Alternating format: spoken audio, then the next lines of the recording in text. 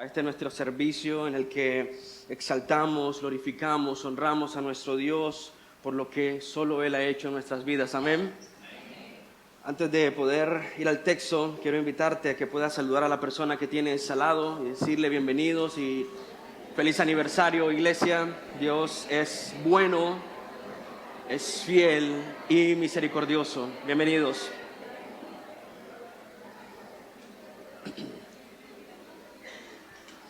Cuando pienso en la bondad de Dios en todos estos años, obviamente me pregunto quién es esta iglesia para que el Señor tenga de ella tanta misericordia y bondad, ¿no?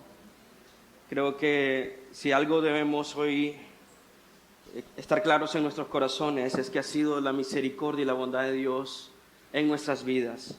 Yo he sido testigo a lo largo de estos años de que esta es la verdad, de que las promesas de Dios, la misericordia de Dios, la bondad del Señor no fallan. Son nuevas cada mañana. Grande es tu fidelidad, como cantábamos. El Señor es mi porción, dice mi alma, por tanto en Él espero. Qué preciosa oración. Eso es un clamor de Jeremías. Y mi oración, hermanos, es que realmente es Lamentaciones, pero mi corazón es que podamos decir, igual que este profeta, el Señor es mi porción. Amén. Cuán misericordioso ha sido el Señor a lo largo de estos años. Creo que pasaríamos horas y horas contando de las maravillas de nuestro Señor en nuestras vidas. Una pregunta para meditar, iglesia: ¿cómo sabes que Dios ha sido bueno contigo? ¿Cómo sabes que Dios ha sido bondadoso contigo? ¿Cómo sabes que Dios es fiel y ha sido fiel contigo? Con esto en mente, quiero pedirte orar conmigo para que Dios sea glorificado a través de la predicación de su palabra. Oremos. Amado Señor, a lo largo de los años, Señor, hemos visto tu poder, Señor, obrar en nuestras vidas. Realmente, Señor, somos muy privilegiados de poder estar en tu casa, Señor, escuchando tu palabra, alabando tu nombre, recordando, Señor, cómo tú, Señor, has obrado en nuestras vidas. Cómo tú, Señor, has quitado el velo de nuestros ojos. Cómo tú, Señor, has quitado, Señor, la terquedad en nuestros corazones, Señor. Gracias, Padre, por ser tan paciente con nosotros. Porque si de algo estamos convencidos, seguros, es que tú has sido fiel, Señor, a pesar de que nosotros hemos sido tercos, orgullosos, rebeldes. Y hoy, Señor, estando aquí frente a tu pueblo, a tu iglesia, puedo decir, Señor, cuán grande y maravilloso eres. Cuán fiel y misericordioso eres con tu pueblo, con tu iglesia, con nosotros. Gracias, Dios, por estos años que tú nos has regalado. Y en tu nombre oramos, pidiéndote, Señor, que sean muchos más para la gloria de tu nombre. Que nuestro clamor sea como iglesia: venga tu reino y hágase tu voluntad. En tu nombre oramos, amén y amén. ¿Sabes? Recordaba la primera vez que vine a Petra, hace muchos años y muchos kilos. Tenía 21 años cuando yo entré por primera vez a esta iglesia, hace ya 20 años. Y una de las razones por las que yo me quedé en esta iglesia, obviamente la misericordia y la gracia de Dios obrando en mi propio corazón, fue el hecho del amor que había por su palabra y por supuesto porque vine con un propósito: apoyar la alabanza en ese momento. Fui un invitado para apoyar el inicio de esta congregación, pero del momento que escuché la predicación de su palabra, decidí en mi corazón regresar, aunque no me invitaran el próximo domingo. No sé la razón por la que Dios te trajo aquí, pero yo no vine pensando ser pastor hace 20 años. Y mire dónde estamos, ¿no? Dios es tan maravilloso que tomó lo vil y despreciado de este mundo para su servicio, para su honra y su gloria. Y cuando pienso en eso, si Dios hizo y ha hecho y sigue haciendo eso en mi vida, ¿cuánto más puede hacer también en ti? Cuando le permitimos que Él haga su reino en nuestras vidas y que nosotros cumplamos su voluntad. La semana pasada meditábamos en Mateo 6:9, vamos a meditar esta mañana en Mateo 6:10 y quiero invitarte a abrir la palabra de Dios y leerla conmigo. Dice así la palabra de Dios. Es un texto muy corto, pero muy poderoso, muy significativo para la vida de una iglesia y sobre todo hoy que recordamos estos 21 años, es muy significativo para recordar por qué estamos aquí y por qué celebramos el Día del Señor con tanto empeño y entusiasmo. Dice la palabra de Dios, honrando al Padre, al Hijo, al Espíritu Santo: venga tu reino, hágase tu voluntad, así en la tierra como en el cielo. Amén. Hemos estado meditando en la oración conocida como el Padre Nuestro. La semana pasada examinábamos la petición que Jesús le recomienda a sus discípulos, que anima a sus discípulos a hacer, que es que el nombre del Señor sea santificado. Es una petición, es un ruego, un clamor que los discípulos deben hacer al Señor para que Dios santifique su nombre en esta tierra. Es un clamor elevado a Dios para que haga lo que solo Dios puede hacer. Iglesia, escucha eso es importante, porque esta petición no la podríamos hacer a nadie más. Solo Dios puede santificar su nombre en esta tierra. En un mundo caído, en un mundo hostil en contra del Evangelio, que persigue, que rechaza el cristianismo, solo Dios puede hacer eso.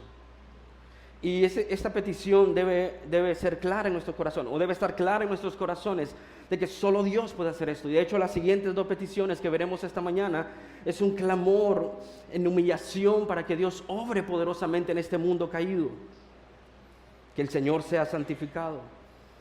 Decíamos que esto tiene una implicación para nosotros como congregación, porque cuando rogamos a Dios que santifique su nombre, le estamos pidiendo a Él que sea santificado en nuestras propias vidas.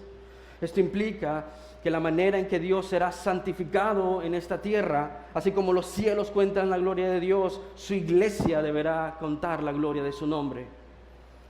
Dios santificará su nombre en esta tierra, haciendo santa a su iglesia, santificando a sus hijos, santificando a la congregación. Y cuando Dios santifica una iglesia, cuando Dios santifica a sus hijos, cuando Dios santifica una congregación, vemos cómo la santificación en la vida de la iglesia es una enorme bendición para el mundo. Notarás esta secuencia, santificación y reino, cuando meditamos en las primeras o en las bienaventuranzas del Sermón del Monte. Rápidamente en Mateo 5, esta es la introducción del Sermón del Monte, y el Señor Jesús dice bienaventurados, ¿no? Esto es una palabra que quizás está traducida en tu Biblia como felices, completos. Tienes la idea más de fructífero, alguien que es fecundo, fructífero, floreciente tal vez, o quizás es mejor este sentido. Entonces, bienaventurados los pobres en espíritu, pues de ellos es el reino de los cielos. Esta es la apertura de las bienaventuranzas, y el cierre de las bienaventuranzas tiene una relación. Mateo 5, 10, 16. Bienaventurados aquellos que han sido perseguidos por causa de la justicia, porque de ellos es el reino de los cielos. Y cuando estamos meditando en la oración del Padre, el Padre Nuestro, debes recordar esta introducción. Él está diciendo: Señor, queremos que venga tu reino, y ese reino es a través de aquellos que están quebrantados delante de Dios y aquellos que salen y predican tu evangelio. Bienaventurados los perseguidos. Versículo 11 de Mateo 5: bienaventurados serán cuando los insulten y persigan y digan todo género de mal contra ustedes falsamente por causa de mí. Regocíjense y alégrense, porque la recompensa de ustedes en los cielos es grande, porque así persiguieron a los profetas que fueron antes que ustedes. Ustedes son la sal de la tierra, pero si la sal se ha vuelto insípida, ¿con qué se hará salada otra vez?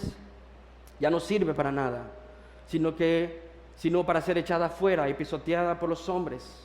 Ustedes son la luz del mundo. Una ciudad situada sobre un monte no se puede ocultar, ni se enciende una lámpara y se pone debajo de una vasija, sino sobre el candelero, y alumbra a todos los que están en la casa. Así brille la luz de ustedes delante de los hombres, para que vean sus buenas acciones y glorifiquen a su Padre que está en los cielos. Lo que estoy sugiriéndote es que no puedes leer o meditar en la oración del Padre Nuestro cuando la iglesia es animada, cuando los discípulos son animados a orar para que venga su reino, sin tener en cuenta de que es una oportunidad que Dios nos da para brillar, ser la sal y la luz de este mundo. Pedir al Señor que sea santificado su nombre es una invitación a que le hacemos a Dios, a hacer lo que Él quiera con nuestra vida, a hacer algo en nosotros con el fin de que su nombre sea cada vez más glorificado en esta tierra. Ese es el proceso de verlo cada vez como lo que Él es, santo, santo, santo, y que por medio de esa santificación en nuestras vidas, tú y yo podamos ser sal y luz en esta tierra. Regresando al versículo 10 de Mateo 6, encontraremos ahí dos peticiones más que el Señor quiere que su iglesia, sus discípulos, sus hijos oren. Como sabes, el Padre Nuestro está sugiriéndonos dependencia. Si tú comparas la ley del Señor, los 10 mandamientos, notarás esta división que Moisés hace en los 10 mandamientos, orientada hacia Dios y orientada hacia los demás. Y lo que tenemos precisamente en el Padre Nuestro es similar. Las primeras 3 peticiones son orientadas a Dios, de nosotros pidiéndole a Dios, y las siguientes peticiones son de nosotros actuando de manera horizontal con los demás que están a nuestro alrededor. Por eso nos dice, perdonémonos unos a otros, danos el pan diario de cada día. En estas peticiones se nos llama a una humilde dependencia en el Señor, porque nuevamente estas 3 peticiones en este bloque, versículo 9 y versículo 10, nos muestran la limitación del hombre. Tú y yo no podemos santificar absolutamente nada en nuestra propia fuerza. Y cuando hacemos el intento de hacer santificación sobre algo, lo que hacemos es sacar nuestro moralismo de nuestros corazones. Por eso Dios tiene que intervenir en nosotros para que Él sea glorificado en nuestras vidas. Y a través de nuestra obediencia al Señor, en este caminar, podamos ser santos como Él lo es.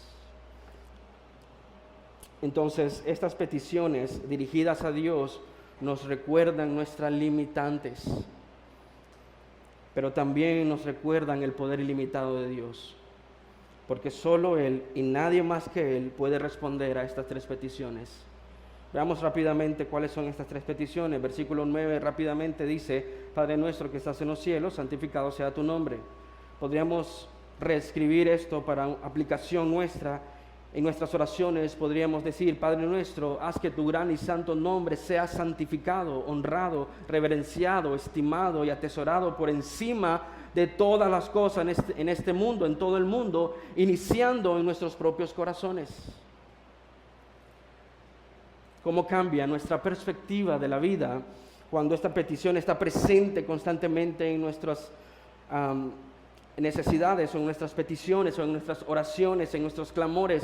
¿Cómo cambia nuestra perspectiva cuando esta petición está presente en nuestro día práctico, en nuestro día a día? Que el Señor santifique nuestras actitudes, que el Señor santifique nuestras emociones, que el Señor santifique nuestros planes, que el Señor santifique nuestros deseos, que el Señor santifique nuestros recursos y el uso de ellos. Si el nombre del Señor es santificado en nuestros trabajos, ¿cómo cambiaría nuestra rutina en esos trabajos?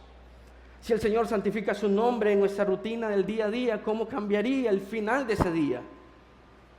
Si el nombre del Señor es santificado, si es santificado su nombre mientras vamos de camino al trabajo, cuando regresamos del trabajo en medio del tráfico, ¿cómo cambiaría nuestra respuesta a las interacciones que tenemos en medio del tráfico? Si es santificado su nombre. Entender que esta es la manera que Dios quiere que vivamos, esta es la forma que Él quiere que oremos, nos ayudará a nosotros a tener perspectiva. Iglesia, te hago esta pregunta: ¿cómo se vería afectada nuestra rutina diaria si consistentemente, conscientemente estamos orando para que el nombre del Señor sea santificado? Déjame responderla, cambiaría muchísimo, ¿cierto? Versículo 10, aquí encontramos las siguientes 2 peticiones. Notarán esto cuando dice, venga tu reino, y la siguiente petición, hágase tu voluntad. Podríamos reescribir estas 2 peticiones de esta manera: Padre nuestro, haz que tu gran, santo, glorioso, soberano y real gobierno se establezca sin impedimentos en todo el mundo iniciando en nuestros propios corazones. ¿Realmente queremos eso? Este no es un deseo simplemente mental cuando nos encontramos en crisis en este mundo, ya sea de salud, financieras, conflictos que nos hacen decir, Señor, ya vuelve, por favor. Que la crisis no la aguantamos. Esa es una convicción del corazón en el que el discípulo entiende lo que está pidiéndole a su Señor. No solamente gobernar en todas las esferas, sino gobernar en su propia vida. Venga tu reino, Señor, sobre tu iglesia, sobre tu pueblo, sobre esta ciudad, sobre nosotros, sobre mi propio corazón. En la siguiente petición podríamos decirla de esta manera: Padre nuestro, haz que tu toda sabia, toda buena, toda santa y toda agradable voluntad sea hecha en todo este mundo, iniciando en nuestros propios corazones. Todo cambio, iglesia, todo movimiento a lo largo de la historia del cristianismo ha iniciado por hombres humildes y mujeres quebrantadas que le piden al Señor que obre iniciando con ellos, en sus propios corazones. Este es el punto que nos divide entre si realmente queremos vivir para la gloria de Dios o solamente queremos las buenas cosas del Señor. Por convicción creo que el Señor es el Rey soberano, todo sabio. ¿Quién no estaría beneficiado por el gobierno de un rey así? Pero necesito humillarme y someterme al señorío de este Rey de todo corazón. Como podemos notar, estas tres peticiones, estas tres declaraciones, estos tres clamores nos dan nuestra prioridad, nos dan la perspectiva y nos dan nuestro propósito. Tres cosas poderosas para nuestra vida práctica. La prioridad de la iglesia es que su nombre sea santificado. La perspectiva de la iglesia es que venga su reino. Y el propósito de la iglesia es que se haga su voluntad. Hazlo personal. ¿Es esta mi prioridad? Que su nombre sea santificado en mi familia, en mi día a día. ¿Es esta la perspectiva con la que vivo? Bajo el diseño de Dios, bajo el gobierno de Dios, bajo los preceptos de Dios, bajo los mandamientos de Dios. Que mi clamor y mi deseo y mi oración es que venga su reino, que Él gobierne, que Él sea el soberano sobre todas las cosas, iniciando por mí, mi propio corazón, mi propia casa, mi propia familia, sometida al señorío de Dios en todas las áreas de nuestra vida. Y el propósito de la iglesia, hacer su voluntad.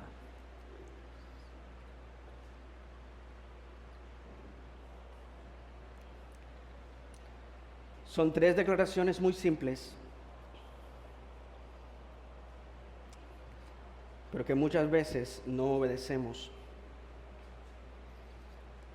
¿Qué ocurriría, iglesia, si consistentemente, conscientemente, intencionalmente oráramos así? Te pregunto para que lo medites. ¿Es el deseo de tu corazón, de mi corazón, ser usado por Dios para la santificación de su nombre?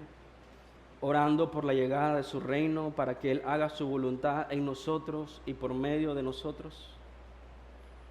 Pedimos así, oramos así, vemos el mundo así, con este lente que nos da prioridad, que nos da perspectiva y que nos da propósitos o propósito. Son nuestras decisiones diarias, son nuestras actitudes diarias congruentes con esta prioridad, congruentes con esta perspectiva, congruentes con este propósito de vida. Vivimos realmente para ese fin, vivimos realmente para que ese sea nuestra prioridad. Es ese nuestro mayor anhelo y deseo, que su nombre sea santificado, que venga su reino y que se haga su voluntad. Tenemos y oramos al Señor por la fuerza, por la convicción, por el coraje, para que en todas las áreas de nuestra vida nosotros podamos alcanzar los propósitos de Dios para nuestra vida.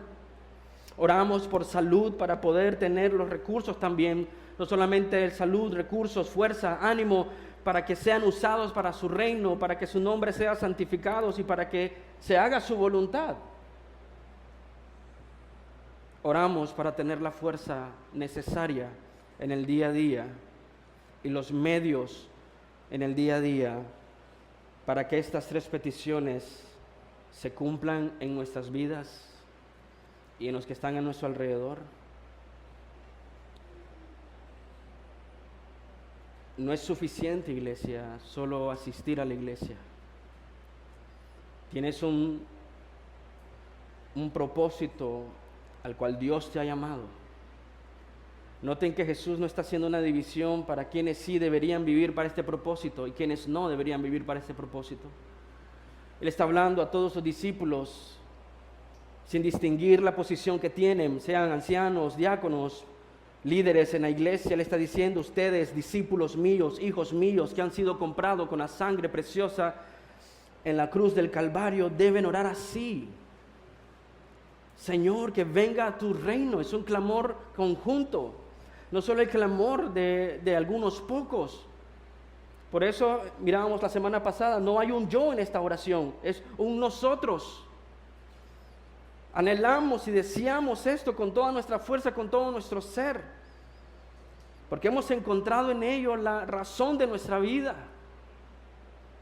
Que su nombre sea santificado, que venga su reino y que se haga su voluntad. Oramos así, iglesia, para vivir así, para que nuestra familia viva así, para que nuestros hijos vivan así, pero no solo nosotros, nuestros hijos, para que nuestra iglesia viva así, pero no solo nosotros y nuestra iglesia, sino para que otros vivan así.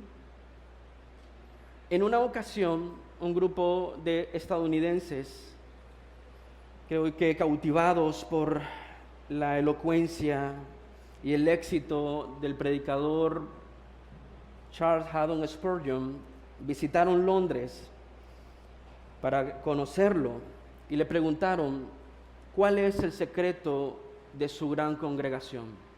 Antes de darle la respuesta que les dio Spurgeon, permíteme darte un par de detalles para que veas la contundencia de su respuesta. Spurgeon y su ministerio tuvieron gran fama. Él inició a predicar el 18 de enero de 1854. Predicó su primer sermón en una capilla de New Park Street cuando él tenía 19 años de edad. La iglesia estaba casi vacía, habían solo 40 miembros y después de 38 años de ministerio, la iglesia era más de 14,000 personas. Ese era lo que estos creyentes curiosos querían saber: cuál era el secreto de este impacto. La mayoría de las personas creía o suponía que el éxito de Spurgeon era por su evidente talento, por su prodigiosa habilidad retórica o su ética de trabajo incansable. A menudo sus biógrafos dicen que él se encontraba trabajando 18 horas al día consecutivamente. Poseía una memoria fotográfica y podía recordar cada palabra de cada libro que había leído en su biblioteca, aproximadamente 12,000 volúmenes. Con una sola página de notas, él podía predicar 140 palabras por minuto durante 40 minutos sin ser repetitivo. Su redacción y lenguaje, aún para muchos, se considera la más bella y elocuente de la literatura cristiana. Sus sermones se tradujeron a más de 20 idiomas y cada barco que salía de Inglaterra llevaba sí o sí sus sermones para ser distribuidos por todo el mundo. En una ocasión predicó a una multitud de 23,000 personas solo usando su voz y sin micrófono. Entonces, cuando le preguntaron a Spurgeon cuál es el éxito de su ministerio, él lo llevó a sus visitantes curiosos a la sala de calderas abajo de la iglesia, donde había un grupo de más de 100 hombres y mujeres que se reunían a orar mientras él estaba predicando. Pero si tú lees la biografía de Spurgeon, notarás que no solo dependía de la oración de su iglesia, él también era un hombre de oración. Constantemente venía al Señor en oración. Él era un hombre de oración y tenía una iglesia de oración. Y mi anhelo y mi deseo, hermanos, después de estos años, de ver la misericordia y la bondad de Dios es que nosotros podamos crecer en oración al Señor, ser una congregación que ora, pero también individuos que toman en serio la oración. No creo que lleguemos lejos en nuestra fuerza, obviamente, o como congregación dependiendo solamente de nuestras habilidades. No lo creo, iglesia. No creo que avancemos o impactemos esta ciudad, esta nación, simplemente dependiendo de nuestras capacidades, o dependiendo de nuestra astucia, o dependiendo de nuestras habilidades, o dependiendo simplemente de nosotros. Necesitamos rogar al Señor que Él haga la obra. Necesitamos humillarnos ante el Señor. Estos 100 hombres debajo de esas calderas, quizás ahogados por el calor, era una caldera. Estaban orando ahí y no pensaban que dependían de la elocuencia de Spurgeon. Seríamos privilegiados tener a un Spurgeon en nuestros tiempos. Lo que quiero que entiendas es que lo que necesitamos realmente es orar al Señor, para que Dios haga la obra, para que Dios se glorifique, no solamente en el púlpito, no solamente en los hombres que se paran detrás de este púlpito, sino en todos nosotros como congregación. Nuestra convicción debe ser que nos animemos mutuamente a orar fervientemente para promover el avivamiento y las reformas en nuestras vidas, en nuestras familias, en nuestra iglesia y en nuestro tiempo. Difícilmente seremos sal y luz si no estamos orando. Mi anhelo y mi deseo para ti, iglesia, es que consideremos muy seriamente la oración. Pedir que venga el reino de Dios nos debe recordar el por qué y el para qué estamos en esta tierra. Quiero que observes esto. Ese es el gran sentido de identidad que encontramos en esta declaración. Nos da identidad y afecta nuestra vocación. Número 1, iglesia, Dios te hizo parte de su misión. La santificación de su nombre, la extensión de su reino y de ver cumplida su voluntad en la tierra como en los cielos es tu misión. Debe ser nuestra oración, debe ser nuestro clamor, pero también es tu misión. El ser humano, tristemente y generalmente, funciona así. Tiene anhelos y deseos. Y cuando tiene esos anhelos y deseos, entonces, debido a lo que quiere, hace. Lo que quiere lo empuja a hacer algo. Y lo que hace generalmente lo define. Pero como cristianos debemos ver el mundo de manera distinta. El creyente no inicia su vida queriendo cosas. El creyente camina entendiendo quién es Él en el Señor. Su identidad es primero. ¿Quién soy en el Señor? Debido a esa identidad, Él vive, razona, actúa conforme a esa identidad. Y por su forma de vida, obtiene lo que tiene. El mundo te grita, no tienes identidad, no tienes propósito. Empezamos a querer, ¿no? Por lo que vemos en este mundo, empezamos a trabajar como locos para alcanzar eso que queremos, para finalmente decirnos o decirle al mundo, soy alguien, ¿no? Quizás los hemos escuchado muchas veces de nuestros propios padres, porque el mundo funciona así, el mundo sin Cristo. Estudiar para que seas alguien, ¿no? La identidad de estos niños es que tienen que esforzarse a hacer algo, ¿no? Para llegar a ser alguien. Y su identidad está sujeta a eso por lo que se esforzaron. Y la Biblia es tan radical porque invierte todo esto diciéndote, tú eres un hijo de Dios. Vive de tal forma y espera y descansa en el Señor. Mi identidad me hace vivir conforme a esa identidad. Y en mi espera en el Señor, soy recompensado por vivir para la gloria del Señor. Mi forma de vida es lo que me da lo que tengo. Déjame explicártelo de otra manera. Mateo 6:33. Primero busca el reino de Dios y su justicia, ¿Y qué dice? Todas las cosas serán añadidas. Identidad, querer, obtener. Y si no obtengo, ya tengo mi identidad. Yo soy quien soy en el Señor. Entonces, iglesia, Dios te hizo para esta misión. Afecta tu identidad y tu vocación. Lo que quiero enfatizar en este punto es que el Señor no nos ha hecho sus hijos, no nos ha hecho su iglesia, no nos ha hecho suyos para realizar cosas mundanas y vagas. Él nos ha hecho, nos ha conformado, nos ha juntado, nos ha salvado, nos ha dado identidad para sus propósitos mayores, magníficos y gloriosos. La santificación de su nombre, la extensión de su reino y ver cumplida su voluntad es nuestra misión. Cuando no vivimos así, vivimos sin propósito, vivimos en el desbalance. Yo llamo esto el desbalance cósmico. Sin sentido de vida, como dijo Eclesiastés, siguiendo el viento. Sin propósito, sin razón. Nosotros tenemos un dicho, ¿no? Como papalote sin cola. Así vivimos cuando no estamos siguiendo los propósitos de Dios en nuestra vida. Todo es vanidad, dijo el sabio. Él nos ha hecho para propósitos mayores. Y perdemos nuestra vida cuando no vivimos para la gloria de su nombre. Perdemos el equilibrio, perdemos el sentido. Y por supuesto, iglesia, nos sentiremos abrumados más fácilmente con los problemas cotidianos.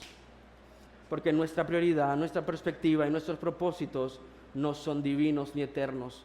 Son mundanos y superficiales. Nunca van a llenar el corazón. Por lo tanto, cuando oramos, venga tu reino, le estamos pidiendo al Señor, ordena nuestra vida, Señor, a tus prioridades, no a las mías.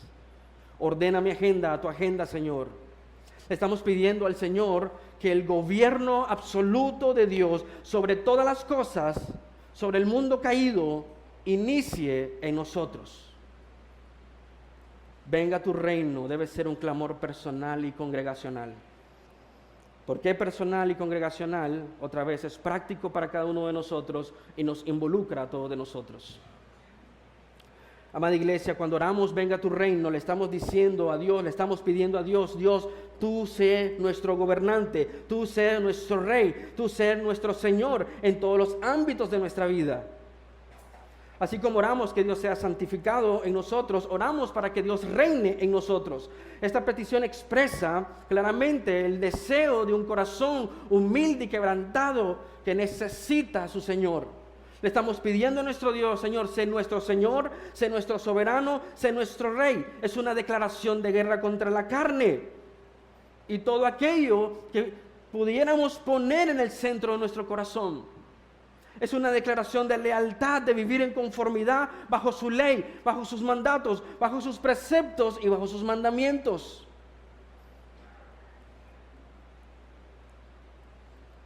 Ya no estamos bajo el dominio del pecado, de la carne y de la ley.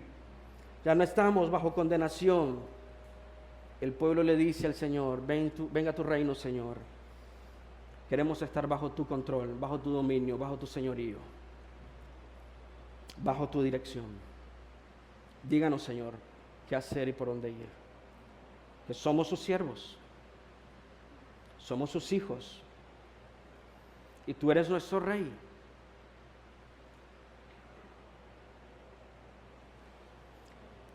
Cuando oramos que venga su reino, oramos que su reino sea vivido a través de nuestras vidas para su gloria. Y que todo lo que tiene que ver con nuestras vidas intencionalmente se ha puesto bajo el propósito de Dios, bajo el dominio de Dios y bajo el señorío de Dios. Déjame decirte que la mayoría de nuestros conflictos en la vida cristiana se deben a esta falta de sumisión al señorío de Dios. Porque nuestros corazones están luchando, nuestros anhelos, nuestros deseos, lo que queremos. Y honestamente muchos de esos no están mal. Pero nos frustramos, nos entristecemos,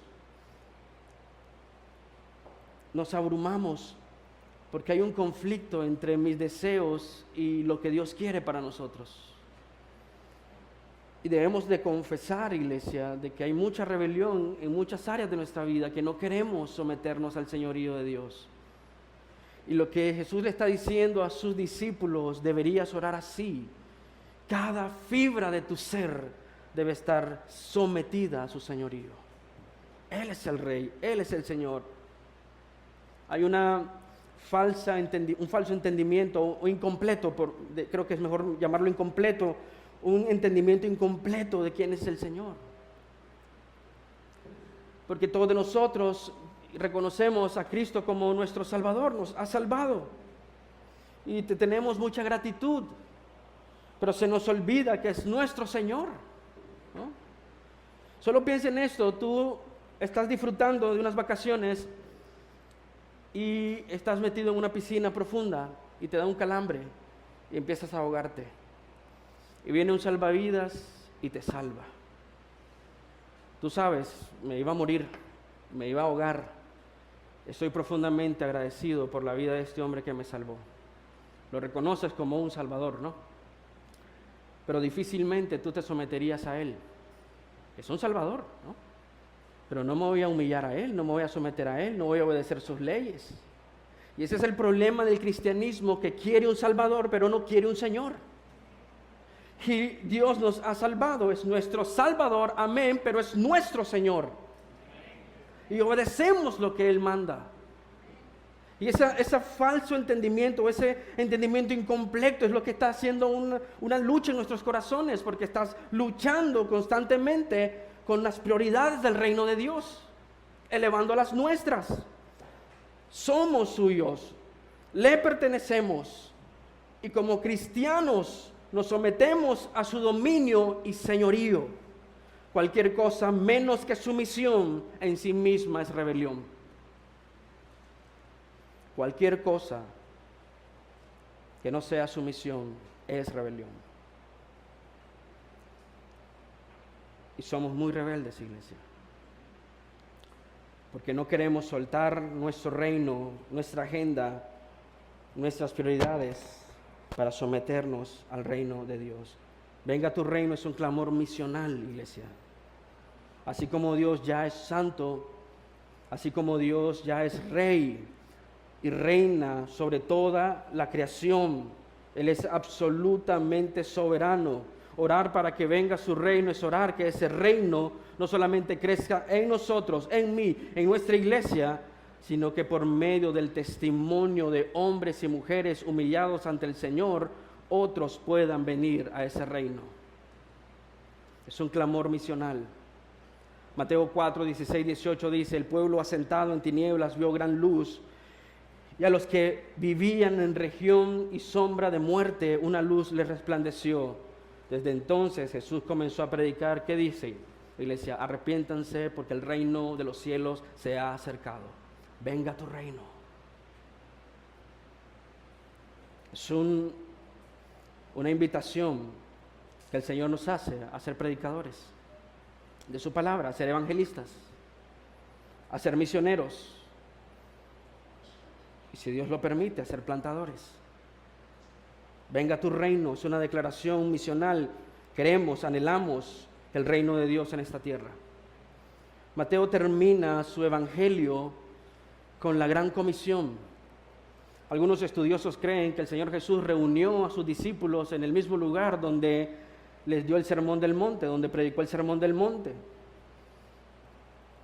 donde les dijo: sean sal y luz, donde les dijo: oren de esta manera, venga tu reino, Señor, hágase tu voluntad. Él les dice: vayan y sean misioneros.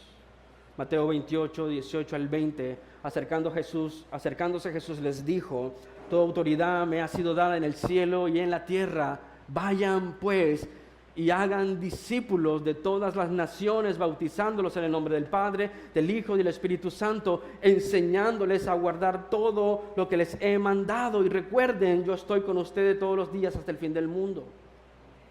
No es casualidad que ese texto está ahí para nosotros. Venga tu reino, Señor. ¿Habías hecho estas conexiones? Que venga tu reino. El Señor Jesús inicia su ministerio de predicación: arrepiéntanse que el reino de los cielos ha llegado. y que el Señor Jesús comisiona a sus discípulos para ir y ser predicadores de su palabra. Venga a tu reino, Señor.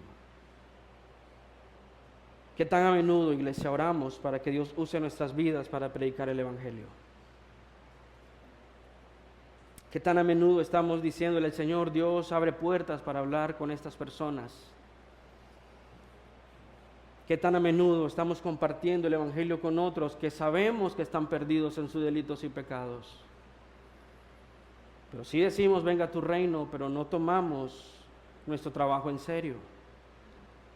Esto no es un texto para pastores, esto no es un texto para diáconos, esto no es un texto para líderes de esta iglesia, este es un texto para todos de nosotros, sus discípulos, a menos que no lo seas. Vayan pues y hagan discípulos. Y pedirle al Señor que venga a su reino es estar acorde con lo que Él nos mandó a hacer discípulos a todas las naciones, bautizándolos en el nombre del Padre, del Hijo y del Espíritu Santo, enseñándoles a guardar todo lo que les he mandado. ¿Qué tan a menudo estoy orando por mi iglesia? Para que Dios sostenga al liderazgo de esta iglesia. ¿Qué tan a menudo estoy orando por el cuerpo de ancianos de mi iglesia? Para que sean hombres fieles a la palabra de Dios, llenos del Espíritu Santo. ¿Qué tan a menudo estoy orando por las demás iglesias Petra en Nicaragua? ¿Qué tan a menudo estoy orando por la misión en Nicaragua, por la visión para Nicaragua? ¿Qué tan involucrado estoy para la próxima plantación de iglesia?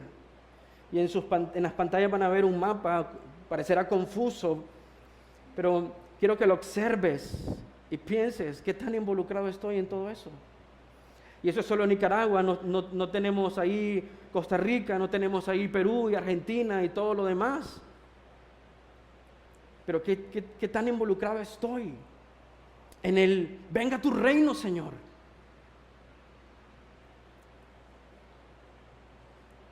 Pastor Aarón está tomando 2 iglesias en la isla y está orando para que Dios abra puertas en Rivas y sembrar una iglesia allá. Pastor Rafael se movió de Petra Mérida a León para apoyar la plantación de Petra León juntamente con Petra Chinandega. Pastor Edgar está visitando Estelí para formar una médula y plantar una iglesia allá. Nosotros hemos estado orando para plantar no solo una, sino 2 iglesias. Una más aquí en Managua y otra en Masaya. Te pregunto, ¿cuál es la motivación de un pastor de tomar 2 iglesias y proponerse sembrar una tercera? ¿Cuál es la motivación de un pastor que debería estar retirado, 65 años, moverse de la isla hacia León y empezar un proceso de plantación de una iglesia en León? ¿Qué va a motivar a un pastor que tiene una iglesia que está en formación, moverse a Estelí para otra iglesia? ¿Qué va a motivar a un pastor que tiene 2 años en Chinandega a moverse a León para sembrar una iglesia? Lo mismo que nos ha movido por todos estos años, la convicción de que venga tu reino. Pero iglesia, no podemos solos. Se requiere un cuerpo de creyentes bajo esa misma convicción, bajo ese mismo deseo, bajo ese mismo anhelo, que Él venga, instaure su reino. ¿Sabes cuál es nuestro problema? Tenemos nuestra propia agenda, estamos enfocados en nuestro propio reino y estamos buscando nuestra propia voluntad. Orar para que venga su reino revela nuestra esperanza escatológica. Ese es el fin del cristianismo en sí mismo, el Señor gobernando sobre su pueblo por toda la eternidad. Venga tu reino, Señor. No solo es una transformación de mi corazón, Señor, gobierna sobre todas las áreas de mi vida. No solo es una convicción de debemos salir y predicar el Evangelio, debemos y sembrar iglesias. Venga tu reino, Señor. Es una declaración que revela mi esperanza. Él es el Rey y gobernará por siempre y para siempre. Ese reino está presente, Él está sentado en el trono, Él gobierna hoy. Es un reino que no ha sido consumado completamente, pero vendrá y pasará toda la eternidad con nosotros. Como Él dijo, yo seré su Dios y ellos serán mi pueblo. Romanos 8:23 dice así: pues sabemos que la creación entera gime y sufre hasta ahora dolores de parto, y no solo ella, sino que también nosotros mismos, que tenemos las primicias del Espíritu, aún nosotros mismos gemimos en nuestro interior, aguardando, que dice, ansiosamente la adopción como hijos, la redención de nuestro cuerpo, cuando llega a ocurrir en la venida de nuestro Señor. Es una declaración de nuestra reflexión, nuestra convicción escatológica. El Señor gobernará sobre todas las cosas. Mira lo que dice 2 Corintios 4:4, en los cuales el Dios de este mundo ha cegado el entendimiento de los incrédulos para que no vean el resplandor del Evangelio de la gloria, que es la imagen de Dios. Lo que nos sugiere y nos dice que eso está ocurriendo, pero vendrá un día en que el Señor pondrá fin a ese dominio. Cuando oramos que venga tu reino, hacemos una declaración de que nuestra esperanza es eterna, porque llegará un día en que Jesús mismo será nuestro Rey y gobernante sobre todas las cosas. Apocalipsis 11:15. El séptimo ángel tocó la trompeta y hubo grandes voces en el cielo que decían: el reino del mundo ha venido a ser el reino de nuestro Señor y de su Cristo, su Mesías. Él reinará por los siglos de los siglos. Este es un reino sin comparación. Apocalipsis 21, donde no hay lágrimas, llanto ni dolor. ¿Ansías ver un reino así? Ora para que el reino de Dios sea más real, evidente en este mundo. No solo implica el deseo de someternos nosotros mismos al señorío de Dios. No solo implica que queremos ver más iglesias predicando la verdad del Evangelio. Establece su reino, Señor, en cada iglesia. No solamente es una petición misionera, evangelística, no solamente es mi vocación y mi llamado, es mi esperanza, es una petición escatológica. Queremos que su reino venga a esta tierra. Un día estaremos en ese reino por toda la eternidad. ¿Ansías ver ese reino? Porque yo sí. Número 2, la siguiente petición, punto 2. Esto es lo que somos, hacedores de su voluntad. Padre nuestro que estás en los cielos, santificado sea tu nombre, venga tu reino, hágase tu voluntad. Esto es lo que somos, hacedores de su voluntad, siervos del Señor, esclavos de Cristo. La palabra de Dios nos ha enseñado que la voluntad de Dios es buena, agradable y perfecta, ¿no? Romanos 12:2. Y si la sabiduría de Dios es buena, agradable y perfecta, deberíamos buscarla, ansiarla, perseguirla, cumplirla. No deberíamos resistirnos a su voluntad. Definir la voluntad de Dios es importante para nosotros como cristianos, porque revela quién es Dios, el Padre eterno, el Dios todopoderoso, el omnisciente. En Deuteronomios 29:29 encontramos una declaración que dice así: las cosas secretas pertenecen al Señor nuestro Dios, pero las cosas reveladas nos pertenecen a nosotros y a nuestros hijos para siempre, a fin de que guardemos todas las palabras de esa ley. En Deuteronomio, Moisés hace una distinción entre cosas secretas y cosas reveladas, y que estas cosas reveladas nos pertenecen a nosotros y a nuestros hijos. A menudo los teólogos han llamado a esto una distinción, o han hecho una distinción, o han usado ese texto para referirse a una distinción que hay entre la voluntad secreta de Dios y la voluntad revelada de Dios. En Romanos 11:33-34 dice así: oh profundidades de las riquezas, de la sabiduría y del conocimiento de Dios, cuán insondables son sus juicios e inescrutables sus caminos. Pues, ¿quién ha conocido la mente del Señor? ¿Quién llegó a ser su consejero? Dado que Dios es completamente infinito y tiene un conocimiento completamente y plenamente perfecto de sí mismo y de todas las cosas, A esto es lo que podríamos llamar, o lo que el apóstol Pablo llama, inescrutabilidad de Dios. Es inmesurable, inalcanzable, incapturable, inacabable. Posee un conocimiento infinito.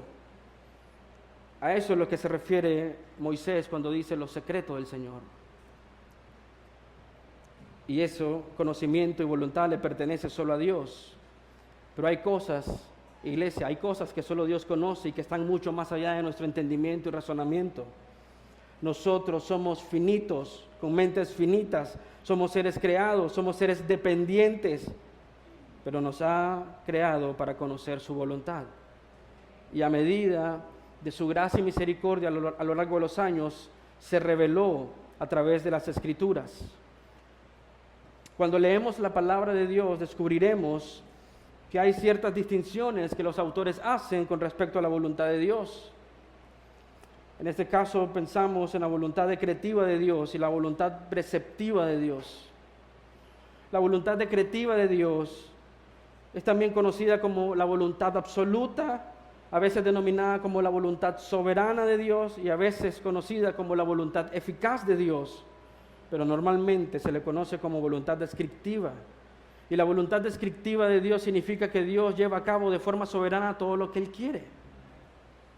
Se refiere a su perfecto y sabio consejo al ordenar y decretar libremente todo lo que sucede. Se refiere a su gobierno absoluto y soberano y absoluto. Es decir, cuando Dios decreta soberanamente hacer algo, ese algo sucede sí o sí. Salmo 135:6 dice: todo cuanto el Señor quiere lo hace, en los cielos y en la tierra, en los mares y en todos los abismos. Esa es la voluntad decretiva de Dios.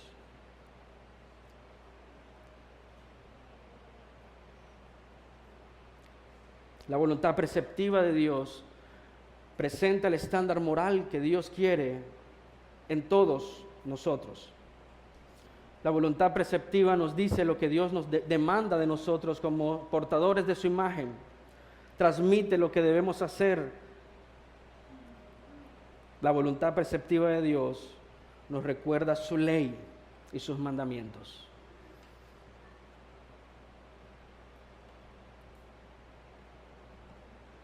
Entonces, cuando el Señor Jesús le dice a sus discípulos, oren para que se haga su voluntad, ¿por qué orar así si la voluntad de Dios siempre se cumple?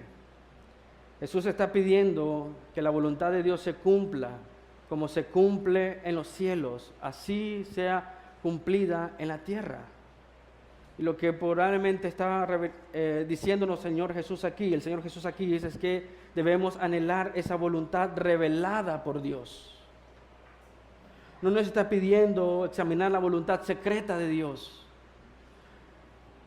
Nos está pidiendo ir a la Escritura y conocer la voluntad revelada de Dios. Jesús tiene en mente la voluntad revelada de Dios, sus preceptos, sus mandamientos y su ley para nosotros. Él quiere que le obedezcamos. La voluntad de Dios es que obedezcamos cada palabra que ha salido de su boca. Si leemos con cuidado, notaremos que no solo nos pide que se haga su voluntad, sino de cierto modo como es cumplida en los cielos. Hay una implicación aquí, obediencia y sumisión. La lógica tras la voluntad preceptiva de Dios se puede resumir en la afirmación que hemos estudiado: sean santos porque Dios es santo. Eso es lo que Dios anhela y espera de nosotros. Por supuesto, esas distinciones nos ayudan a entender al Dios omnipotente, nos ayuda a entender la enseñanza bíblica sobre la voluntad de Dios, pero nunca debemos concluir que Dios tiene varias voluntades. Estamos hablando ahí de las cosas secretas de Dios. Dios no tiene dos voluntades, sino que podemos ver estos aspectos únicos de su voluntad. Entonces, cuando Jesús le dice a sus discípulos, oren para que su voluntad sea hecha aquí en la tierra, como lo es hecho en los cielos, Jesús le pide a sus discípulos que oremos al Dios Padre para que Él se glorifique en la transformación del corazón de los hombres, de tal modo que estas leyes, estos mandamientos, estos preceptos son amados, apreciados y obedecidos. Hágase tu voluntad, Señor, en la vida de cada hombre y mujer aquí presente. Que sus corazones sean sometidos a tu señorío, a tu mandato y tu ley. Transforma sus corazones para que amen tu ley, para que amen tu palabra, para que amen tus mandamientos. Así como Jesús nos ha enseñado a cumplir la voluntad de Dios, se espera de nosotros que cumplamos su voluntad. Juan 6:38, porque he descendido del cielo no para hacer mi voluntad, sino la voluntad del que me envió. Nosotros hemos sido enviados. Estamos haciendo y cumpliendo su voluntad. Juan 5:30, yo no puedo hacer nada por iniciativa mía, como oigo, juzgo, y mi juicio es justo, porque no busco mi voluntad, sino la voluntad del que me envió. ¿Qué voluntad estás siguiendo tú hoy? Este es Jesús hablando a sus discípulos. Juan 4:34, Jesús dijo, mi comida es hacer la voluntad del que me envió y hará a cabo su obra. Nosotros tenemos hambre de hacer su voluntad, de obedecer sus mandamientos, de orar fervientemente para que el corazón de hombres y mujeres que conocemos que están endurecidos como piedra sean ablandados por el poder del Evangelio y puedan recibir su ley, apreciar su ley, amar su ley. Así como el Salmo 119 nos enseña, oh Dios, cómo amo tu ley. Tan dulce es a mi paladar. Al orar, que venga tu reino y que se haga tu voluntad, se nos llama a valorar por encima de todo la agenda de Dios y no la nuestra. Iglesia, esa es mi exhortación, mi llamado para ti. Orar al Señor que venga su reino y se haga su voluntad es valorar por encima de todas las cosas la agenda de Dios y no la nuestra. ¿Qué estamos haciendo como individuos y como iglesia para la expansión del reino de Dios en este mundo hoy? ¿Qué pasos de fe deberíamos dar para ser más efectivos en nuestra labor misional? ¿Qué pasos de fe deberíamos dar para ser mejores evangelistas? Ir y predicar el Evangelio. Vayan y hagan discípulos, dice el Señor. Ese es un mandato. Tú y yo estamos obedeciendo su mandato, estamos haciendo su voluntad. Iglesia, pregúntate, no me respondas, solo pregúntate y respóndete a ti mismo. Conoces tu corazón y conoces tu proceder. Podrías engañarme a mí, puedes engañar a esta iglesia, pero jamás puedes engañar a Dios. ¿Tú estás haciendo discípulos?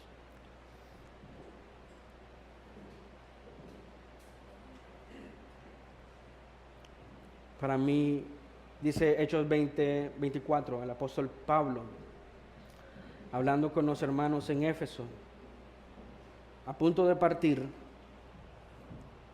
dice así, pero mi vida no vale nada para mí a menos que la use para terminar la tarea que me asignó el Señor Jesús. La tarea de contarles a otros la buena noticia acerca de la maravillosa gracia de Dios.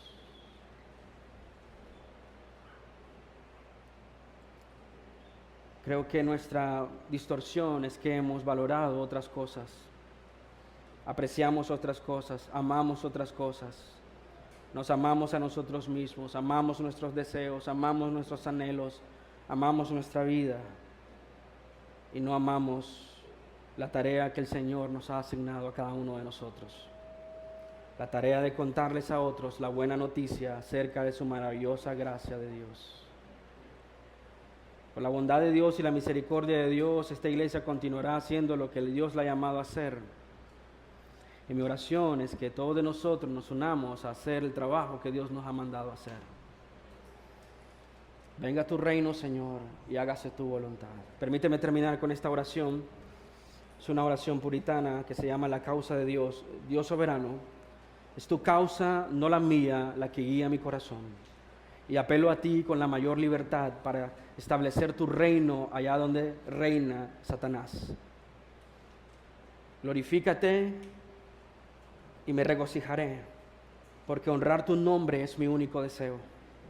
Te adoro a ti, que eres Dios, y anhelo que otros lo sepan, lo sientan y se regocijen en ello. Ojalá todos los hombres pudieran amarte y adorarte, para que recibas toda la gloria del mundo racional. Que los pecadores sean llevados a ti por tu amado nombre, para el ojo de la razón, todo lo relativo a la conversión de los otros es oscuro como la medianoche, pero tú puedes lograr grandes cosas. La causa es tuya y es para tu gloria, para que los hombres, para lo que los hombres han de ser salvados. Señor, utilízame como quieras. Haz conmigo lo que quieras, pero promueve tu causa. Haz que venga tu reino. Haz que tu bendito interés prospere en este mundo. Oramos. Amado Señor, te agradecemos, Padre, la misericordia y bondad que has tenido con nosotros. Hay momentos, Señor, en los que hemos meditado en tu gracia y tu misericordia. Y hemos quizás dicho, ¿dónde estaría hoy si no fuera por la bondad de Dios a mi vida? Pero somos conscientes, Dios, ¿dónde estaríamos? Estaríamos muertos en nuestros delitos y pecados. Vagaríamos en este mundo sin dirección y siguiendo las corrientes de este mundo, bajo el dominio de Satanás. Pero mírenos aquí, Señor. Por su gracia y su bondad y su misericordia, tú nos has salvado. Nos has pasado del reino de las tinieblas a la luz de tu Hijo Jesucristo. Nos has hecho libres, Señor. Éramos esclavos, pero hoy somos tus hijos. Éramos desconocidos, extraños, pero hoy, Señor, somos tus hijos y nos sentamos a tu mesa. Cuánta misericordia y bondad, Señor, has tenido con nosotros. Y nos has llamado, Señor, no solo a disfrutar de las bondades de la cruz, pero nos has llamado a disfrutar de la responsabilidad que tenemos de tomar nuestra cruz y seguir a Cristo y predicar a este y a este crucificado. Oro, Señor, para que tú levantes más hombres en nuestra iglesia, en Bozeman, en las demás iglesias Petra en Nicaragua, para plantar más iglesias, Señor. Realmente, Señor, es algo que nosotros no podemos hacer, y si lo llegamos a hacer, no lo queremos hacer en nuestra fuerza o en nuestro poder, pero queremos hacerlo en completa dependencia en ti, Señor. Ayúdenos, Señor, a tener en mente nuestra prioridad, a tener en mente, Señor, la perspectiva eterna y nuestro propósito. Que tu nombre, Señor, en nuestras iglesias sea santificado. Que a través de los esfuerzos evangelísticos y misioneros, Señor, se pueda ver tu reino venir. Y más hombres, Señor, en este mundo se rindan a ti como Rey y hagan tu voluntad. Es nuestra oración, Señor, iniciando por mí, por mi casa, mi familia, mis hijos, mi esposa, también mi iglesia, Señor, para la gloria de tu nombre. Venga tu reino y hágase tu voluntad. Amén. Dios los bendiga, amados hermanos. Son amados y feliz aniversario.